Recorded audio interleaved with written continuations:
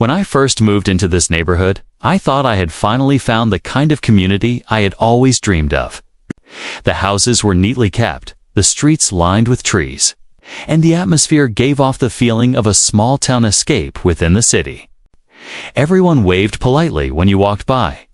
Kids rode their bikes freely, and there was an HOA that, at least on the surface, promised to keep everything orderly and secure.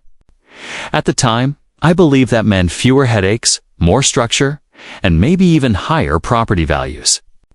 What I didn't realize was that behind the polished image of this HOA, there was a ticking time bomb of corruption waiting to explode. The first person I met when I attended my very first HOA meeting was the president herself. She walked into the room like she owned the entire block, heels clicking, nails done, and dressed like she was about to attend a fashion show instead of a neighborhood meeting. She smiled, shook hands, and acted like she was everyone's best friend. But there was something about her demeanor that didn't sit right with me. It was as though she loved the power more than the responsibility. She didn't talk about community concerns. She talked about what she wanted for the neighborhood, almost like she was the star of her own show. At first, I brushed it off.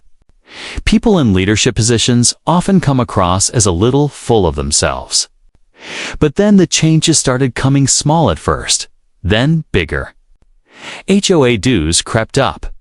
One month, it was $10 more. The next month, $20. Eventually, the increase was so steep that neighbors began whispering about it in their driveways. "Why are we paying so much?" one asked me. Another neighbor mentioned how nothing new was actually being done with the money. The landscaping looked the same. The pool was still in mediocre shape. And the security gate broke down every other week. Something didn't add up.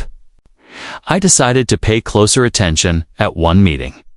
The treasurer handed out financial reports, and while most people barely looked at them, I studied mine. Tucked between maintenance fees and utilities, I saw charges that didn't make sense. Boutique stores I recognized, high-end clothing brands, even a few restaurants that were far too upscale to be community-related. At first, I thought it had to be a mistake. Maybe the treasurer had accidentally mixed personal spending with HOA funds. But the same pattern appeared month after month.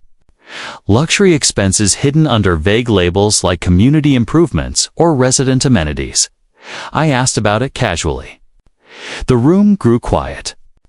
The president quickly jumped in with a smooth response, saying everything was legitimate, and that sometimes payments went through under different merchant names.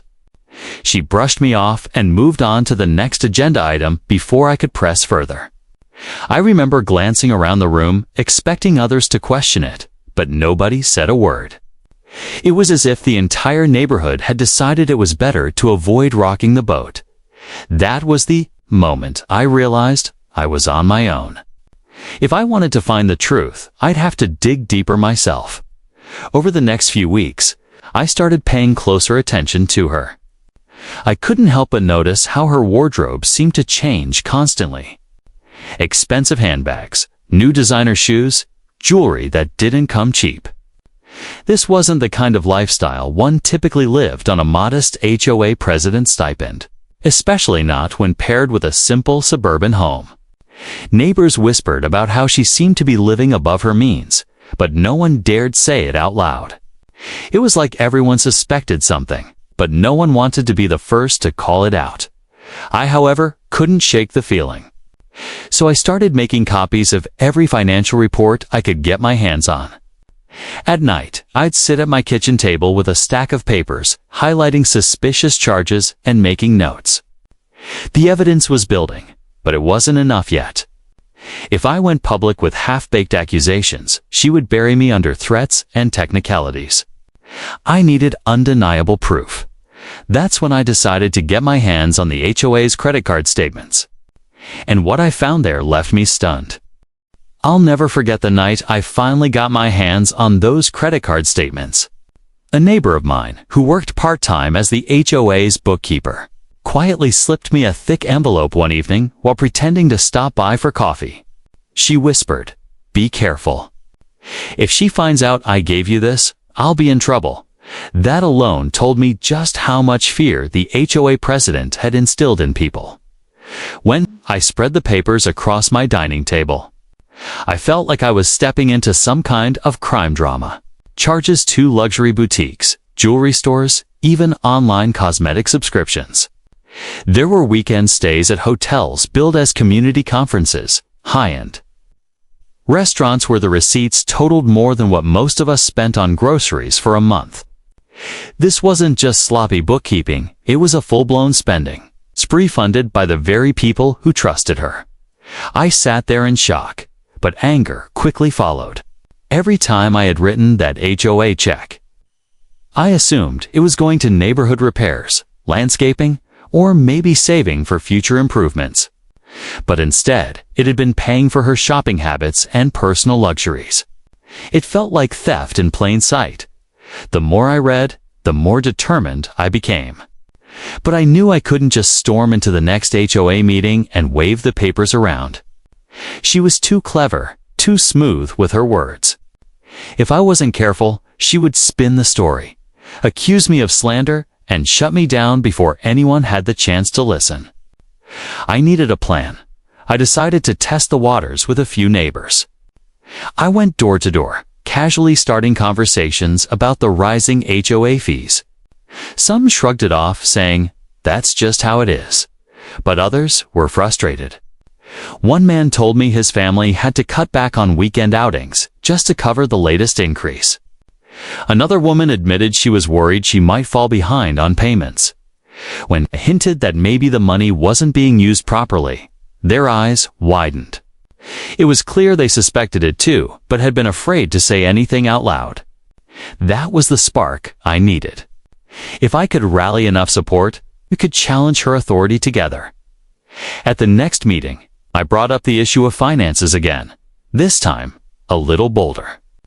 I asked why we were seeing so many vague, miscellaneous charges on the reports. Her reaction was immediate. She narrowed her eyes, leaned forward, and snapped. "If you don't trust the board, maybe this isn't the right neighborhood for you." The room went silent. Nobody backed me up.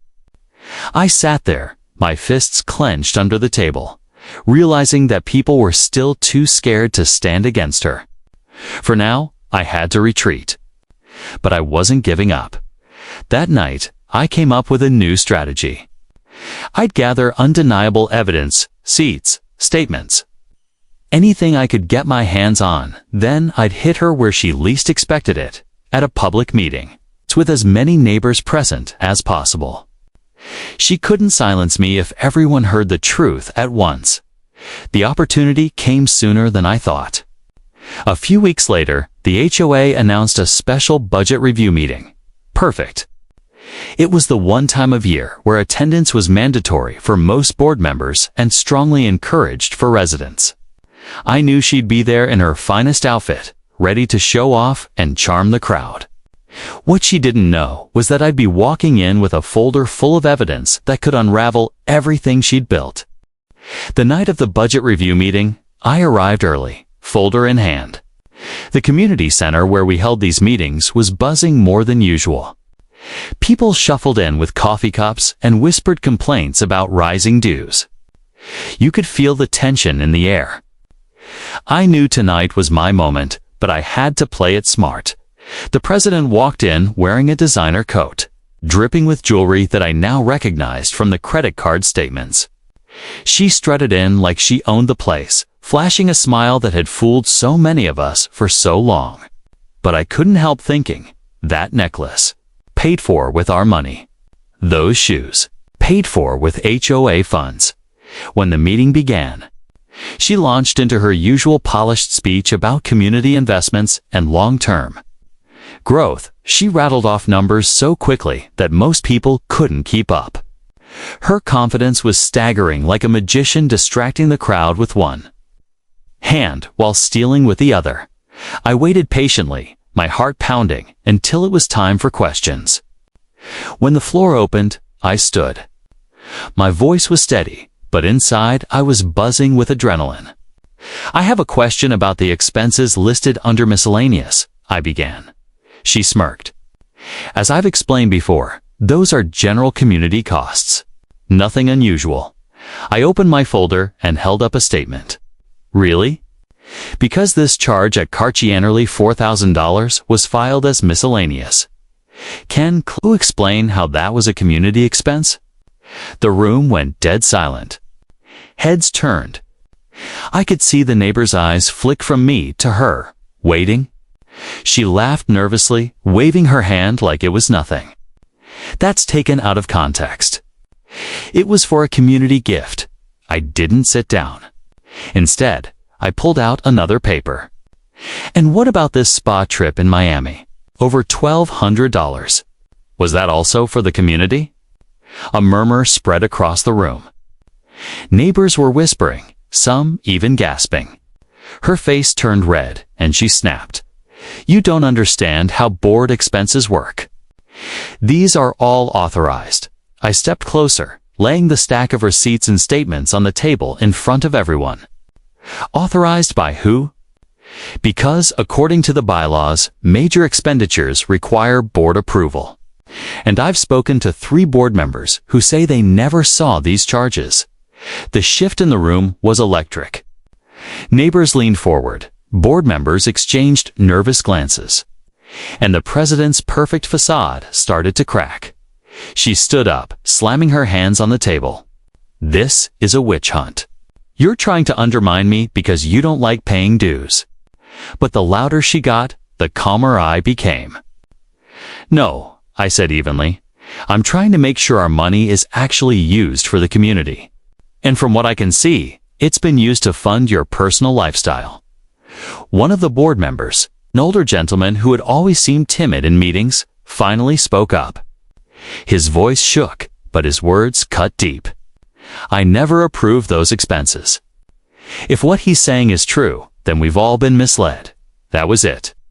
The room erupted with questions, accusations, and demands for answers. Neighbors stood, pointing at her, asking about charges I hadn't even noticed yet. The president stammered, tried to regain control, but it was too late. The truth was out, and as I stood there watching her unravel, I realized something. This wasn't just about catching her. It was about reclaiming our community from someone who had been exploiting it for her own gain. But what came next wasn't just a fight tight, was a full-on battle for control of the HOA. The fallout from that meeting was unlike anything our neighborhood had ever seen.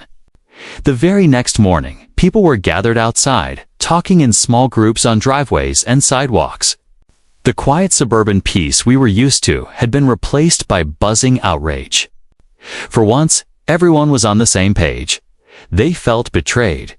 Emails started flying around. I was copied on so many that my inbox nearly exploded. Neighbors were demanding a full audit of the HOA finances. Others wanted the president gone immediately. Some even suggested contacting law enforcement. It was clear this wasn't going to blow over. Of course, the president wasn't about to roll over quietly. Within 24 hours, she sent out a carefully worded email to the community. She painted herself as the victim, claiming I had twisted numbers and taken things out of context. She even suggested that my accusations might scare away potential buyers, lowering property values. But here's the problem with lies. Once the truth is out there, people start digging. And dig, they did. Neighbors began pulling their own records, comparing dues, and asking old board members about approvals. One family discovered that the landscaping budget had ballooned by thousands of dollars, but the landscapers hadn't been paid in months. Another found that community improvement projects we'd been promised had mysteriously stalled. Even though the money for them was supposedly allocated, it wasn't just me anymore. The whole neighborhood was connecting the dots. I decided to get organized. If we were going to challenge her, we couldn't just rely on gossip and suspicion. I invited concerned neighbors to my garage one evening. It felt like a war council. We laid out receipts, meeting notes, and testimonies. The pile of evidence grew taller by the minute. By the end of the night, we had a plan. Petition for an emergency vote to remove her as president and force a board overhaul. Of course, she caught wind of it. At the next board meeting, she arrived with a lawyer at her side. She wore her confidence like armor, but I could see the cracks. She tried to use legal jargon to intimidate us, claiming we had no grounds to remove her, that everything was authorized, and that any attempt to oust her would be defamation. But her lawyer wasn't expecting the sheer mountain of evidence we had collected. I calmly slid folder after folder across the table: receipts, emails, discrepancies in reports, testimonies from other board members. The lawyer shifted uncomfortably, flipping through the pages. And then came the bombshell: an invoice from a luxury boutique addressed directly to her home. Paid with the HOA credit card. Silence. You could have heard a pin drop. Neighbors in the room erupted, shouting questions, demanding resignations. The lawyer leaned in, whispered something to her, and for the first time, the president didn't argue. She didn't scream. She just sat there, red-faced, hands trembling. That's when one of the neighbors stood up and said what we were all thinking. "We need a new board tonight." The room erupted in applause. But here's where the twist came in. Even with all the evidence, removing her wasn't going to be easy. The bylaws required a formal vote and a proper process, and she was still technically in control. That meant the battle wasn't over. It was just beginning. The next few weeks turned into a chess match. She used every trick in the book, delaying meetings, sending misleading newsletters, even trying to discredit me personally by spreading rumors. But the harder she fought, the more the community rallied together. It became clear that this wasn't just about one corrupt president. It was about taking back control of our neighborhood. And as the day of the official vote drew closer, the tension reached a breaking point. The night of the vote felt like a courtroom drama mixed with a neighborhood block party. The community center was packed wall to wall. People stood in the back, leaning against the walls, clutching their proxies, determined to have their say. The energy was electric, buzzing with anger, anticipation, and the kind of unity we hadn't seen in years. The president walked in late, flanked by her lawyer again. She didn't meet anyone's eyes. Gone was the smug smile she used to wear at every meeting. She looked small, nervous. But she still tried one last tactic, claiming that all the spending was for community morale, that the receipts were being taken out of context, and that we were all being misled by a few loud voices. That's when I stood up. I laid out the facts, one by one. Every charge, every unexplained purchase, every dollar unaccounted for. I spoke calmly, clearly, and with every word I could feel the crowd leaning closer, hanging on the evidence. When I pulled out the boutique invoice and held it high, the room erupted. Neighbors shouted. Some booed. A woman near the front called out, "That was our money." The lawyer tried to object, but it was pointless. The truth was undeniable. Finally, the vote was called. The ballots were handed out, and for the next few minutes, you could hear nothing but pens scratching paper. When the results were counted, the decision was unanimous. She was removed, effective immediately. Her face went pale. She stood up, grabbed her bag, and stormed out, her lawyer trailing behind. The door slammed shut, and just like that, she was gone. But the story didn't end there. With the seat now empty, the community needed new leadership. People looked around, and then, almost in unison, turned toward me. I didn't come into this wanting power. I just wanted fairness. But when the community nominated me to take over, I couldn't say no. I agreed, on one condition: the new board would be transparent, accountable, and open to every homeowner's voice. No more shady backroom deals. No more treating dues like a personal credit card. The applause that followed was louder than anything I'd ever heard in that room. Over the following months, we rebuilt trust. We hired a real accountant. We opened the books to everyone. We even managed to lower dues because we weren't bleeding money into someone's shopping bags. The neighborhood transformed it, just physically, but in spirit. People were friendlier, more involved, proud of where they lived again, and the former president. Word is, she moved away quietly. Some neighbors said she faced charges for misusing community funds. Others said she just couldn't handle the embarrassment. Either way, she was gone, and we were better off without her. In the end, the HOA wasn't destroyed, was reborn.